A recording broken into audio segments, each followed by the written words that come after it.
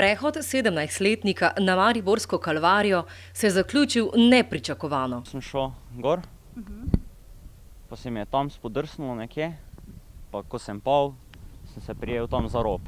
In v tem trenutku ga je pičil strupeni modraz. Res je bil tu, ko sem prišel v bolnico, je pa bilo teklina do tu. Bolečine ni bilo nikoli nič. Pravočasno je prejel 2 odmerka proti strupa in preživel 5 dni bolnišnične nege.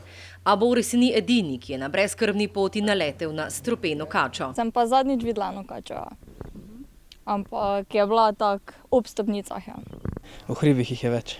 Več nevarnosti je, če se gibljemo zunaj primerno označenih poti. Na to opozori tudi Aleš, ki ima kače, tudi strupene, kar doma. Doda še, da so strupene kače del narave, a ne zgolj na Kalvariji. Kalvarija, Ameljski hrib pa piramida. Do nesreč pa lahko pride tudi doma. Cene so zelo nizke, kupujejo mladi ljudje brez izkušenj. Zato je tako v domačem okolju kot v naravi potrebna preventiva. V tem primeru je priporočljivo sprehajati zelo glasno. Doda še, da imamo v Sloveniji 11 različnih vrst kač, 3 od njih, ki so strupene, pa lahko prepoznamo po cikcakastem vzorcu.